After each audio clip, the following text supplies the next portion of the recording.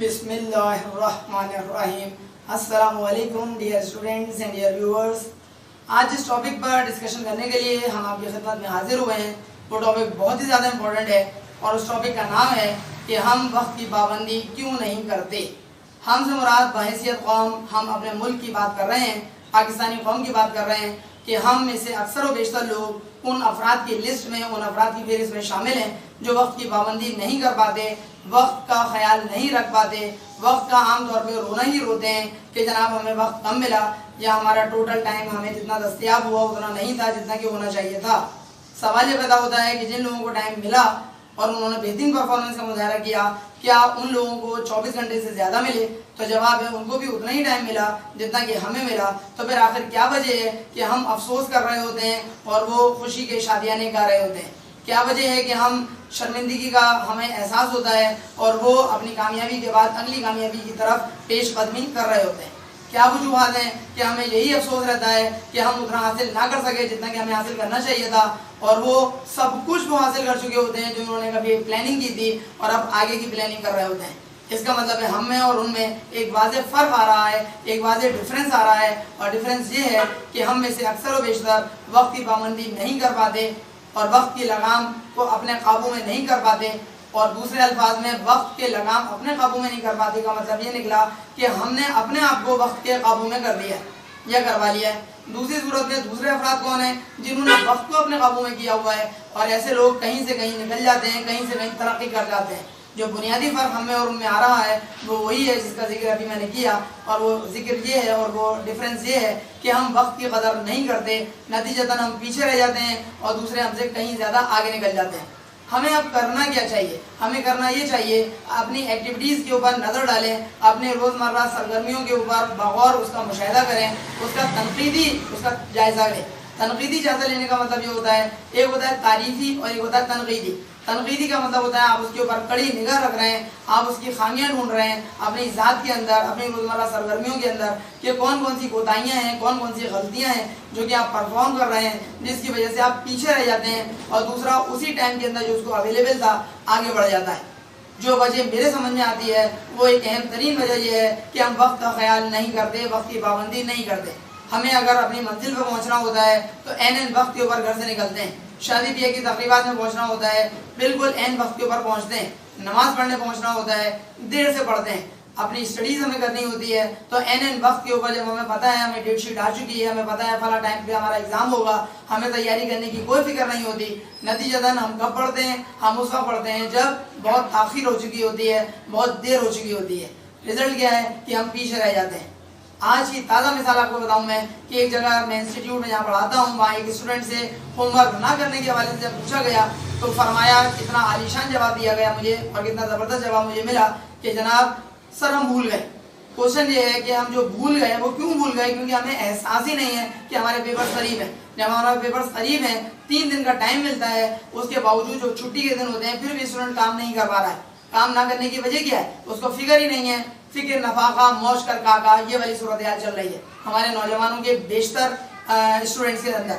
नतीजतन क्या है कि हमारा रिजल्ट ख़राब आता है, हम अपने आप को बेहतर नहीं कर पाते, हमारा रिजल्ट अपने वालिदैन की तवक्कुआत के मुताबिक भी नहीं आ पाता और इसके साथ साथ जो हमारे दोस्त अहबाब होते हैं उनका रिजल्ट भी हमसे आम तौर पर बेहतर आ जाता है। रिजल्ट और ऐसा रिजल्ट जो आया उसकी वजह क्या है बुनियादी कि हमने अपने वक्त को सही तरीके से इस्तेमाल नहीं किया, हमने पाबंदी वक्त का ख्याल नहीं किया, हमने वक्त के साथ साथ चलते रहने का जो ज़रूरत है उसको हमने तवज्जो नहीं दी। नतीजतन हम पीछे रह जाते हैं और दूसरा हमसे आगे निकल जाता है।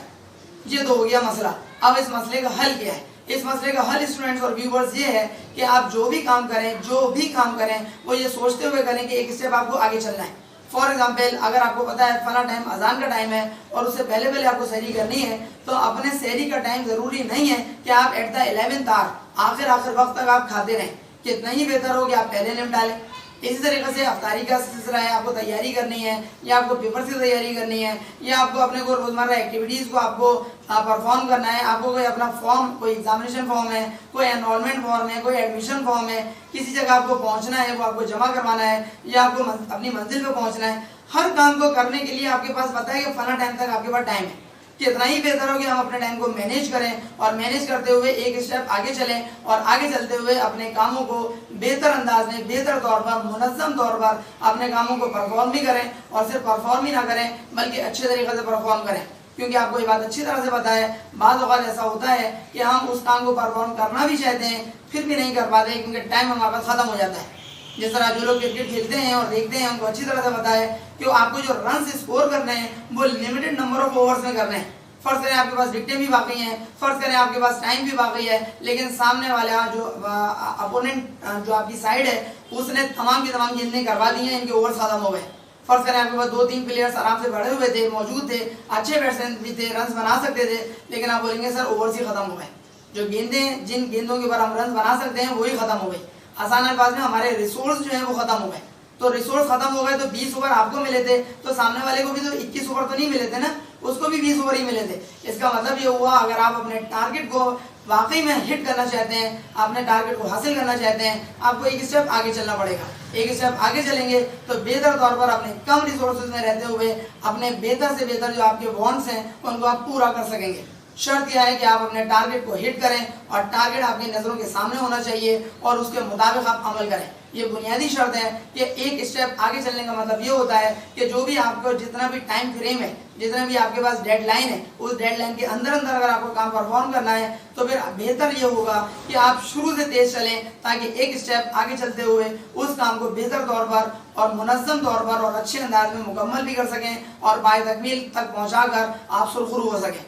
शर्त यह है कि आप अपने कामों को करने के लिए ये दिमाग में रखें कि आपके पास जो भी टाइम है, जिस टाइम पर आपको फर्ज करें आपने पढ़ाई का एक टाइम सेट किया है कि सुबह 8 बजे आपको पढ़ना है, पता चला 10 बजे तक तो आप सो रहे हैं, तो 10 बजे तक आप सो रहे हैं तो 2 घंटे तो आपने वैसे ही ज़ाया कर दिए। पढ़ने का टाइम था आपका सुबह 8 बजे से 11 बजे तक, तो इसका मतलब वो टोटल 1 घंटा मिला और 1 घंटे में भी आप आधा घंटा पढ़ पाएंगे। तो अगर आधा घंटा पढ़ पाएंगे तो तैयारी क्या खाक होगी आपकी। या फर्ज करें आपने सोचा है कि अफ्तार के बाद आप पढ़ेंगे, तो अफ्तार के बाद पढ़ने का मतलब होता है आपने 3 घंटे वैसे ही बर्बाद कर दिए अफ्तार के बाद फॉर एग्जाम्पल, और पता चला अब आप थक गए हैं, आप सोने का चाह रहे हैं और फिर आप सहरी में उठेंगे, सहरी करने के बाद फिर आपको नींद आती है, तो फिर आप पढ़ेंगे कब। इसका मतलब ये हुआ आपको जो टारगेट आपने सेट किया उस टारगेट के मुताबिक आपको पढ़ने बैठ भी जाना है और सिर्फ बैठना ही नहीं है बल्कि पढ़ना भी है, क्योंकि बाद लोग बैठे बैठे सो भी जाते हैं माजरत के साथ। इसका मतलब ये हुआ कि स्टूडेंट्स अगर आप वाकई में कुछ करना चाह रहे हैं, अपनी मंजिल को अपने हाथों में लेते हुए कामयाबी को अपने मुकद्दर में करना चाह रहे हैं, कामयाबी आपके कदम चूमे जी आप चाह रहे हैं, तो उसके लिए आपको मेहनत करनी पड़ेगी। और मेहनत करने के साथ साथ आपको ये भी करना पड़ेगा कि एक स्टेप आगे चलना पड़ेगा और पाबंदी वक्त का दामन हाथ से नहीं छोड़ना पड़ेगा ताकि आप अपने जो भी आपके टारगेट्स हैं उनको बेहतर तौर पर अचीव कर सकें। उम्मीद है स्टूडेंट्स आपको हमारी आज की वीडियो यकीनन पसंद आएगी और अगर पसंद आए तो अपने फ्रेंड्स में, अपने दोस्तों में इसको ज़रूर शेयर करवाएं, क्योंकि मुमकिन है आपके शेयरिंग करने की वजह से किसी का भला हो जाए। अगली वीडियो लेक्चर तक के लिए अपने टीचर सर अली अहमद को इजाज़त दीजिए। अपना बहुत ख्याल रखिएगा। अगर अब तक आपने हमारा चैनल सब्सक्राइब ना किया हो तो सर अली अहमद के नाम से चैनल को सब्सक्राइब भी कर लीजिए और बेल आइकन पर लाजमी क्लिक कर दीजिएगा ताकि आपको हमारी नई वीडियोज़ की अपडेट्स फ़ौरन और बर वक्त मिल सकें। अस्सलामु अलैकुम।